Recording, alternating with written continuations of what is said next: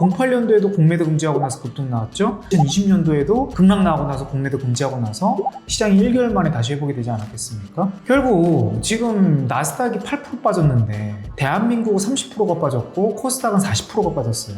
그리고 일본, 대만 모두 10% 내외 떨어졌는데 대한민국만 3배 수치가 넘게 빠졌다라는 거죠. 지금 대한민국을 증시를 살릴 길은 안녕하세요. 천하투자자문입니다. 요즘 주식시장이 계속해서 좀 하락을 하고 있는 상황인데요. 거의 근 2달 가까이 하락을 하면서 투자자분들 모두 굉장히 좀 피로하실 것 같습니다. 이게 하락을 하다가도 찔끔 반등하고 또 하락하다가도 찔끔 반등하고 이런 상황들이 굉장히 좀 많이 보이는데요. 이런 식으로 위에 이제 매물들을 만들면서 떨어지다 보니까 굉장히 좀 답답하실 것 같습니다. 이런 어려운 상황 속에서 저희 김범준 이사님을 모시고 이 시장에 대해서 좀 말씀을 드리고자 모셔봤습니다. 저도 요즘에 시장이 계속 좀 떨어지고 또 반등 아닌 반등을 좀 나오지 못하다 보니까 이런 좀 질문들을 가장 많이 좀 받고 있어요. 도대체 언제 좀 반등이 나오느냐? 지금 코스피가 지금 9,300에서 오늘 기준으로 한 6,700 정도까지 지금 빠졌죠. 그럼 그 정도의 낙폭이 한 몇 프로 정도의 하락일까요? 한 30% 정도이지 않을까? 그렇죠. 고점 대비해서 싶습니다. 30% 정도. 그러면 우리가 지금 과거에 이 30%가 급락했던 시기가 언제였는지를 한번 살펴볼 필요가 있고, 그때 어떤 기점에서 이제 반등 신호가 나왔는지를 좀 기록을 해봤거든요. 이게 지금 2026년도에 31% 정도가 이제 급락이 나온 상태인데, 수치를 보니까 약 한 5위권 정도 됩니다. 우리가 이제 IMF 때 고점 대비해서 이제 65%가 급락했던 98년도가 있었고요. 두 번째로는 금융위기 2008년도 때, 이때가 57%가 1년 내내 하락세가 좀 나왔었고, 3위가 닷컴버블.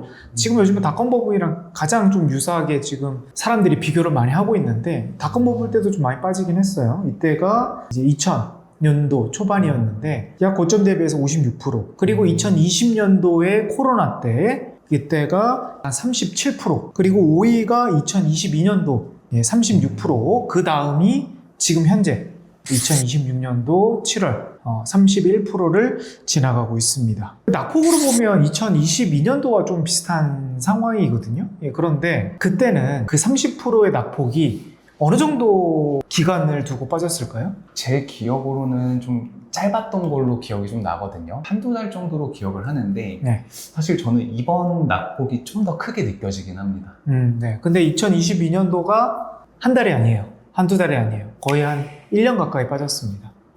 1년 가까이 빠졌고 08년도에도 1년 정도로 빠졌어요. 결국 떨어진 낙폭은 크지만 1년 정도 떨어졌기 때문에 지금처럼 변동성이 크진 않았었거든요. 근데 지금 이제 30% 정도의 떨어진 낙폭이 약 한 30일 만에 나왔어요. 30일 만에 거의 30%가 떨어졌기 때문에 결국 이 흐름은 좀 우리가 체감적으로 크게 좀 받아들인 그런 상황입니다. 그래서 비유를 하자 그러면 지금 08년도, 2022년도의 그 낙폭은 장마라고 표현을 해야 될 것 같고, 지금처럼 이제 내리꽂는 시장은 소나기 같은 장으로 좀 봐야 될 것 같은데, 소나기 같은 하락세가 6년 전에 한 번 있었죠. 2020년도에 이때 거의 한 달 만에 또 30% 넘게 빠진 그 시기가 지금 사례와 좀 비슷한 낙폭으로 좀 볼 수가 있겠습니다. 그러면 네. 이 2022년도에 좀 장마처럼 좀 길게 빠졌다고 말씀을 주셨고 네. 이번에는 이제 소나기 같다라고 이제 말씀을 주셨는데요. 네. 만약에 이 장마랑 소나기를 비교를 해봤을 때 네. 시장이 반등이 나오면 어느 쪽이 좀 더 빨리 좀 회복을 할 수 있을까요? 압도적으로 이제 소나기 쪽, 그러니까 단기간 안에 급락 나온 쪽이 회복이 훨씬 빨랐어요. 그러니까 코로나 때도 1개월 정도 빠졌지만 회복은 2개월 안에 전고점을 다시 회복을 했거든요. 그리고 이제 장마, 그러니까 1년 정도 계속 내리 떨어진 그때 시기는 회복하는 것도 한 1년에서 1년 6개월 정도 걸렸어요. 그래서 2022년 때도 그랬고, 그리고 09년 때도 회복하는 데가 한 1년에서 한 1년 6개월 정도 소요가 됐다. 그럼 지금 이제 1개월 정도 급락이 나왔잖아요. 그러면 만약에 반등 포인트가 나올 때는, 물론 이게 1개월 만에 다시 회복한다 이런 논리는 아니지만, 그래도 회복세가 빠를 수 있는 데이터다. 그 이사님 그러면은 방금 장마랑 소나기에 대해서 좀 설명을 해주셨는데요. 네. 제가 들은 바로는 빨리 떨어졌으니까 그만큼 빠르게 좀 반등할 수 있다. 네, 네. 이렇게 좀 이해를 하면 될까요? 네, 그렇게 이제 이해를 해야 되는 부분 중에 하나가, 그러니까 빨리 떨어지면 우리가 이제 겁을 내잖아요. 찔끔찔끔 빠지면 우리가 그냥 대응할 수도 있고, 조금 우리가 전략을 세울 수가 있는데, 순식간에 이렇게 급락이 탁 나와버리면, 이건 대응도 못 하다가 또는 너무 떨어지니까, 그래서 흔한 말로는 반대 매매가 주로 많이 좀 나옵니다. 그래서 요즘에 뭐 반대 매매가 뭐 몇 조 이상 나왔다, 이런 얘기가 좀 있잖아요. 네네. 그래서 오늘 첫 번째 시그널로 이제 말씀드릴 수 있는 내용이 이 반대 매매에 대한 데이터를 가지고 한번 우리가 바닥을 좀 예상을 해보도록 할게요. 우리가 반대 매매라는 게 이제 신용 또는 이제 미수 대금에 이제 반대 매매를 쓰는 거거든요. 주식을 빚을 내서 이제 투자를 한다고 보면 될 것 같은데, 과거에는 한 시장이 한 30% 떨어지잖아요. 그러면 이 빚을 낸 수치가 30% 정도 급감을 해요. 이건 데이터가 거의 유사했습니다. 2008년도 때도 그랬고, 코로나 때도 그랬고, 2022년도에도 그랬었어요. 그러니까 과거에 주가가 계속 올라갔을 때는 사람들이 빚을 내서 막 투자를 해요. 근데 이제 꺾여갈 때 증시가 한 30% 정도 떨어졌을 때는 빚을 30% 줄이는 게 일반적인 데이터인 거거든요. 그런데 지금 증시가 지금 단기간 안에 지금 30% 정도가 빠졌잖아요. 근데 빚을 줄인 게 대략 한 몇 프로 정도로 예상이 될까요? 예전이랑 같은 수치다라고 하면은 빠진 만큼 빚이 빠져야 되지 않나? 네, 그렇죠. 네, 그렇게 저도 생각을 했었는데, 코스닥은 이미 많이 신용 잔고가 많이 감소가 됐어요. 근데 그 얘기를 저희 천하투자자문 유튜브를 통해서도 많이 언급을 드렸고, 근데 이제 코스피와 코스닥 전체 시장을 토탈했을 때는 줄지가 않았어요. 11%에서 13% 사이밖에 줄지가 않았다. 그러니까 시장은 30%가 급락 나왔는데 빚을 줄인 사람은 11%에서 12%밖에 나오지 않았다라는 것은, 그럼 뭐예요? 지금 벼랑 끝에 투자, 그러니까 지금 버티고 있는 투자자들이 빚을 내서 투자했지만 버티고 있는 투자자들이 상당수가 좀 아직은 남아있다라고 보는 게 맞는 것 같고, 그러면서 지금 그런 내관이 아직은 남아있는데 이게 시장이 반등 나온다고 해가지고 이게 바닥이다 말하기에는 조금은 좀 어려운 상황인 거죠. 이게 들어보니까 네. 그 전에 말씀해주신 사례랑 비교했을 때 네. 원래는 빠진 만큼 빚이 빠져야 되는데 네. 지금 말씀하신 걸로는 거의 한 3분의 1 정도 그쵸. 수치만 지금 빠진 걸로 제가 좀 이해가 되거든요. 네. 근데 이게 우연히 이 두 개만 비교해서 그런 건지, 네. 아니면은 이번에 좀 특수한 케이스인 건지, 참 이런 것도 어떻게 보면 따로 뭐 법칙이 있거나 이런 부분에서는 또 어떻게 생각하십니까? 일단은 지금은 악재가 없었어요. 그러니까 지금 가장 어려웠던 게, 그러니까 우리가 시장 원인을 레버리지 ETF에 대한 부작용과, 왜냐하면 삼성전자, SK하이닉스 실적이 너무 좋았잖아요. 지금 1분기가 너무 좋았고 2분기에 이제 실적을 또 기대하고 있는 그런 상황인데, 그러다 보니 악재가 없이 빠지니까 팔만한 명분이 없었던 거예요. 근데 시장은 빠졌으니까 사람들은 이 정도 단기간 급락 나왔으면 기술적 반등이 나오겠지라는 그런 또 심리가 좀 작용을 했던 것 같고, 그러면서 대부분 투자자들이 지금은 엄청나게 홀딩을 하고 있는 그런 상황입니다. 빚을 좀 체크를 해보니까 51조 정도 되는데, 여기서 만약에 수치가 좀 정상화되려면 못해도 한 6조에서 한 8조 정도는 좀 빠져야 이게 조금 우리가 이제 빚을 내서 투자한 사람들이 많이 감소가 됐다, 어느 정도는 시장이 떨어진 만큼 감소했다라고 보는 게 맞을 것 같습니다. 그래서 지금 51조인데 약 45조에서 한 40조 초반 정도까지는 떨어져야 우리가 이제 좀 바닥이 왔다라고 볼 수가 좀 있는 거죠. 그러면 그 이사님께서 말씀하신 51조라는 수치가 제가 이게 막연하게 들었을 때는 굉장히 큰 금액이거든요. 네. 이 위험이 어떤 정도의 이제 위험인지. 그렇게 51조가 한꺼번에 내관을 터뜨릴 가능성은 좀 적고요. 어차피 이게 주식담보 신용도 있고 그냥 이제 증권사 신용도 합쳐서 이제 51조라는 얘기인 거고, 평균적으로는 한 30조, 하락장일 때도 30조 정도는 유지가 됐었습니다. 근데 지금 워낙 강세장이었으니까 51조 정도 늘어난 건데, 그래도 한 40조에서 45조 정도까지는 떨어진다 그러면 이거는 안정적인 융자 폭이다라고 보시면 될 것 같아요. 여기까지 이제 제가 좀 들어봤을 때 막연하게 이제 51조라고 하니까 네. 굉장히 좀 무서운 생각이 좀 있었는데요. 그런데 이게 또 다른 부분을 생각해 봤을 때 신용이 될 수도 있고 미수가 될 수도 있고 빚이 될 수도 있고 좀 여러 가지를 좀 고려해 볼 것들이 있잖아요. 네. 초보자분들이 혼자서 좀 판단하기가 어려운 부분도 분명히 있을 것 같습니다. 네, 있죠. 이 데이터만 봤을 때는 이게 뭐 어디서 나온 데이터지? 그리고 이걸 뭐 어떻게 봐야 되지? 그리고 지금 뭐 이 데이터를 계속 체크를 해야 되는 건가? 뭐 이런 좀 또 생각도 드실 거예요. 그래서 또 소통방을 또 운영을 하는 거 아니겠습니까? 이런 질문사항 또는 여러 궁금했던 부분을 좀 답변 드리고자 저희가 또 소통방을 또 운영을 하고 있어요. 뭐 이 뉴스들 또는 이 데이터들을 주기적으로 업데이트를 해드리니까 참고하시면 좋을 것 같습니다. 물어보실 내용들이 있다면은 그쪽에서 문의하시면 저희 쪽에서 모두 답변 드리고 있으니까요. 많은 참여 좀 부탁드리겠습니다. 네, 그리고 사실 아까 이제 첫 번째 시그널을 말씀을 해주셔서 네. 굉장히 좀 감명 깊게 그렇게 좀 들었었는데요. 네. 이제 두 번째 시그널도 좀 궁금해서 좀 여쭤보려고 해요. 네. 혹시 어떤 부분이 있을까요? 뭐 일단 정부의 개입이 좀 필요한 부분이 있습니다.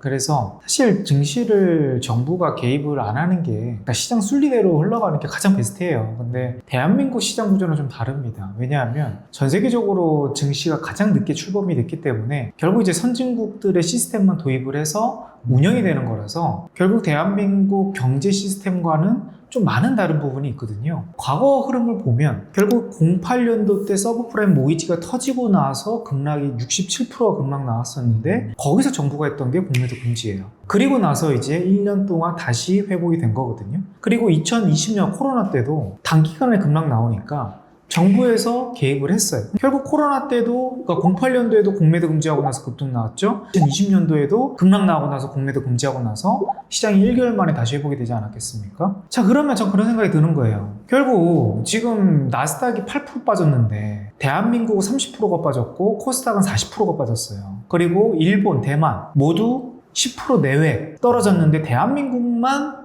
3배 수치가 넘게 빠졌다라는 거죠. 그러니까 이거는 확실히 대한민국 증시의 제도적인 부분이 매우 미흡한 상황인 것 같고, 그래서 결국 MSCI가 물 건너갔잖아요. 올해 물 건너갔기 때문에 내년을 당연히 뭐 기대할 수 있는 상황이긴 하지만 이왕 물 건너간 거면 지금 대한민국을 증시를 살릴 길은 공매도 금지밖에 없습니다. 지금 모든 대형주, 중소형주 할 거 없이 지금 외국인 기관들이 공매도 엄청 큰 공매도를 너무 하방을 눌러놨기 때문에 지금 수익률들이 뭐 압도적으로 좀 높아요. 50%, 70% 나오는 좀 공매도 종목들이 많이 나오고 있는데요. 자, 그래서 이거를 정부가 개입을 안 하는 게 뭐 또 한편으로 또 좋을 수도 있는 건데 장기적으로 보면, 근데 단기간 안에 급한 불을 끈다 그러면 공매도 금지라는 게 또 필요하다, 그렇게 좀 예상이 됩니다. 그래서 뭐 나올 가능성은 좀 적어 보이는데요. 만약에 공매도 금지가 나온다 라면 우리가 지금 여태까지 기다렸다가 그때 추가 매수를 해야 된다,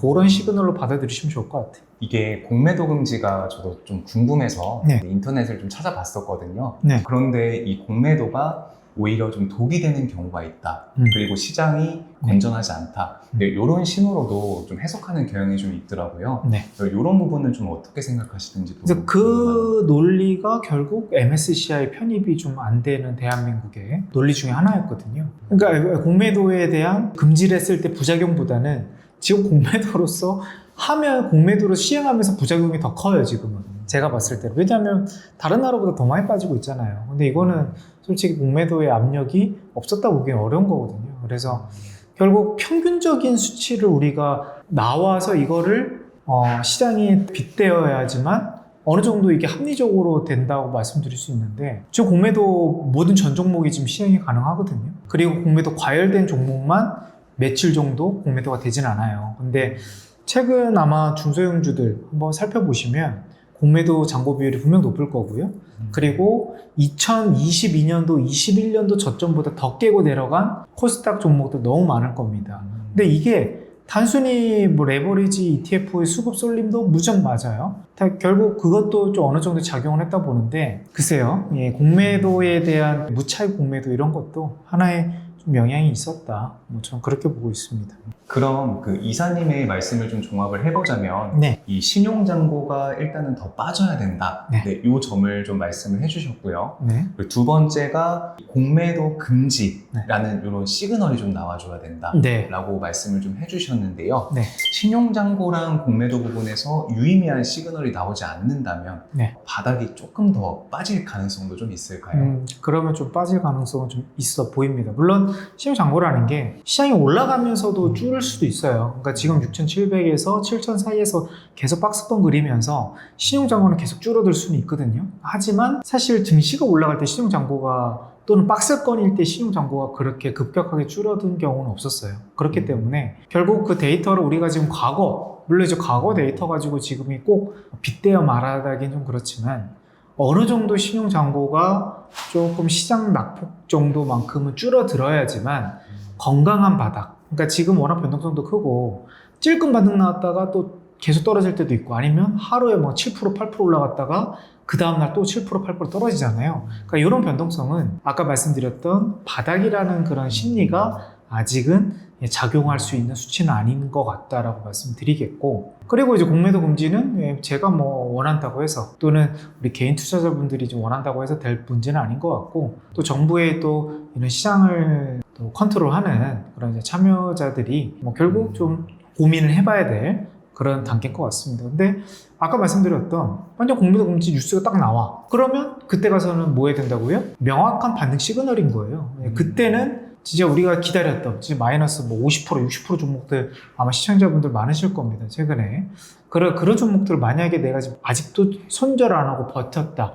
추가 매수만 기다렸다 하시는 분들은 그 뉴스가 좀 트리거가 될 수 있다고 보고 있고, 반대로 증시가 뭐 6,000 조금 더 빠져서 6,300 뭐 이 정도까지 흔들린다라도 딱 우리가 너무 이제 공포에 다 던질 게 아니고 신용잔고가 정말 줄어들고 있느냐 이걸 유심하게 체크한 다음에, 만약에 이제 시장은 많이 빠졌지만 신용잔고도 같이 빠졌어요. 그럼 그때는 이제 겁을 낼 게 아니고 이제 반등 시그널이다. 이제 빚이 많이 감소가 됐으니까 여기서 이제 들어가야 될 타점이다. 또는 진입 시점이다. 라고 생각하시는 게 조금 더 맞는 전략이지 않나. 이사님께서 보시는 이 정도 시그널이 나와줄 수 있는 구간, 단기 뭐 바닥이 될 수도 있겠고요. 이런 부분을 좀 어떻게 보시는지도 궁금합니다. 일단 지금 6,600 요 자리가 121선 코스피에 지금 되어 있어요. 그러니까 제가 항상 이제 추세적으로 말씀드렸을 때는 6,700이 깨지면 안 된다라고 계속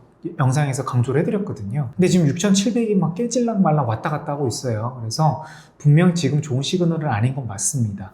요거는 좀 인지를 해주셔야 될 부분인 거고, 그런데 만약에 신용잔고가 여기서 급감할 수 있는 포인트는 121선 아예 한번 5% 이상 팍 빠졌을 때예요. 그게 한 6,300 정도 됩니다. 그래서 한 6,300 정도면 신용잔고가 좀 많이 감소할 가능성, 여기서 한 5%에서 6% 정도 더 빠졌을 경우에는 신용잔고가 좀 많이 떨어질 가능성이 좀 있어 보이고요. 물론 그때 6,300 왔는데도 신용잔고가 떨어지지 않는다 그러면 아직 바닥이라고 논하기에는 조금 어렵지 않나, 이렇게 예상을 해봅니다. 이게 제가 들어봤을 때 네. 그 6,300이라는 자리가 어찌됐든 중요한 이동평균선을 깨고 투매를 좀 불러일으킬 수 그쵸. 있는 그런 자리잖아요. 네네. 그래서 신용잔고가 좀 급격하게 좀 줄어들 수 있다라고 네. 좀 말씀을 해주신 것 같은데, 네. 사실 그 시기까지 가면 이 뉴스라든가 이제 시장의 이런 공포감들, 이런 부분들이 이제 굉장히 좀 팽배할 것 같은데요. 그게 오히려 이제 시장 하락의 끝으로 좀 그렇게 볼 수 있다는 말씀이신 거죠? 왜냐하면 지금 시장이 어려운 이유 중에 하나가 낙폭은 너무 큰데 악재가 크게 뚜렷한 게 보인 게 없어요. 저도 이제 영상을 막 여러 번 찍었지만 결국 시장의 추세적인 부분은 아까 말씀드렸던 코스피 6,700을 계속 강조를 해드렸고, 그런데 그 외 경제지표, 대표적으로 장기 국채 금리가 5%를 넘어가느냐, 그러니까 이게 중요한 변수였는데 그 정도는 아니거든요. 지금 4.4, 4.5 왔다 갔다 하는 거고, 그리고 두 번째로 하이퍼스케일러들의 이제 투자, 요게 감소가 되느냐, 근데 아직 뭐 우리가 확인된 바는 없어요. 지금 계속 증가가 되고 있고, 또 저번 주말에 나왔던 게 이제 키니3 이러면서 뭐 반도체 또 효율화에 대한 또 우구점 이런 게 말하고 있지만, 최태현 회장 최근 발언한 거 보면 일단 내년까지는 공급이 늘어날 수가 없다. 더 늘리고 싶어도 늘릴 수 없는 환경인데 뭐 니네들이 사는 거는 니네들 마음이다. 하지만 우리는 공급을 더 늘릴 수는 없다. 이런 자신감을 빗댔잖아요. 그러면 결국 그게 어디서 나오냐면 디램 현물가에서 나오는데, 디램 현물가가 이번 7월 달에 떨어지지가 않았어요. 그거 보면 확실히 지금 수요보다 공급자에 대한 지위가 훨씬 강한 시장은 맞습니다. 그러니까 키는 빅테크에서 갖고 있는 게 아니고 이미 SK하이닉스, 삼성전자, 마이크론에서 갖고 있는 건 확실해요. 그렇기 때문에 결국 과거의 이제 반도체 사이클을 보고 지금 시장을 빗대어 말하는 건 좀 어렵지만, 그래도 지금 시장이 그렇다고 평가하기에 너무 낙폭이 크니까 그럼 결국 이거를 계속 그냥 중장기적으로 너무 낙관론만 펼칠 수는 없다라는 거죠. 그래도 우리가 추가 매수 또는 우리가 진입 시점에 대한 고민을 하자면 결국 이 신용장고에 대한 노이즈는 좀 거쳐야 된다 라는 게 핵심입니다. 그래서 뭔가 지금 우려될 만한 요소들은 아직은 나오진 않았어요. 그런데 차트적으로는 지금 많이 깨져 있으니까 조금 주의할 부분은 주의하면서 가야 된다라는 게 또 오늘 방송의 핵심인 거죠. 그리고 제가 최근에 본 뉴스가 좀 있었는데요. 네. 그 국제결제은행 쪽에서 네. AI 투자 과열을 네. 좀 의심하고 있다. 이런 네. 내용이 좀 나왔었어요. 네. 이거는 혹시 좀 무시해도 되는 내용인지? 꼭 무시를 해야 된다라고 보기는 그런데, 이게 만약 과열이 된다고 한다 그러면 두 가지 흐름이 나와야 되는 거예요. 구글이나 마이크로소프트 이런 쪽에서 나 이제 AI 투자 줄이겠다 이런 얘기가 나와야 되는 게 맞는 거고, 두 번째로는 그러면서 디램 가격이 떨어져야 된다는 거죠. 근데 디램 가격이 안 떨어지고 있어요. 그래서 요거는 좀 더 지켜봐야 되겠습니다. 물론 뭐 이거를 무시할 만한 발언은 아닌 것 같고, 결국 현물 쪽이나 뭐 이런 빅테크의 동향을 또 이번 7월 달에 또 실적 발표와 이제 컨퍼런스가 있잖아요. 체크를 해봐야 될 것 같아요. 그러면은 이사님께서 이렇게 좀 몇 가지 시그널과 그리고 시장에서 어떤 식으로 대처를 해야 되는지 네. 잘 알려주셨는데요. 네. 이제 시청자분들이 이제 이 부분을 좀 듣고 나서도 사실 많은 궁금증들이 좀 있을 거라고 생각을 해요. 정확히 어떤 걸 하면 될지 네. 이런 부분들을 마지막으로 좀 정리를 해주시면 좋을 것 같습니다. 네, 지금 시장은 확실히 이제 밸류로 갔던 시장이었습니다. 그래서 지금 밸류로 보면 싸요. 8천도 싼 그런 상황인데, 그런 밸류의 분석을 우리가 이미 1개월 전부터 했는데 맞지 않았잖아요. 그러니까 틀렸기 때문에 결국 다른 논리로 우리가 시장을 체크해야 된다. 근데 그게 과거로 봤을 때는 확실히 신용장고가 많이 줄어들어야 바닥 시그널이 많이 나오는 걸 우리가 빗대었거든요. 그래서 신용장고가 여기서 지금 51조인데 45조 또는 41, 2조까지 떨어지는 게, 이게 지수가 어딘지는 예상이 안 되지만 바닥 시그널이 가장 명확한 포인트가 될 것 같고요. 두 번째로는 공매도의 금지. 그러니까 이게 뭐 부작용이 또 어떻게 나올지 모르겠습니다. 그런데 확실하게 지금 급한 불을 끌 수 있는 거는 공매도 금지입니다. 그래서 나오길 바라지만, 나오면 이건 이제 바닥이다 생각하시면 될 것 같아요. 그래서 그런 부분 두 가지를 우리가 좀 기다리면서 어려운 또 7월달, 힘든 7월달이지만 또 7월 말까지 체크를 해봐야 될 것 같고, 또 변곡점이 있으면 또 저희 소통방에서 또 체크를 해드리도록 하겠습니다. 오늘 이사님과 이렇게 좀 얘기를 나눠보면서 저도 궁금증들이 많이 풀렸던 것 같습니다. 일단 가장 중요한 유의미한 시그널, 공매도, 신용장고, 네, 이렇게 좀 중요하게 강조를 해주셔서 저도 앞으로는 이 점을 좀 많이 참고할 것 같고요. 그리고 오늘 저도 그렇고 이사님께서도 그렇고 소통방에 대해서 한번 좀 이렇게 설명을 들었었는데요. 앞으로도 이 밑에 있는 링크를 통해서 입장을 해주시면은 저희가 궁금한 점을 많이 좀 해소시켜 드리도록 하겠습니다.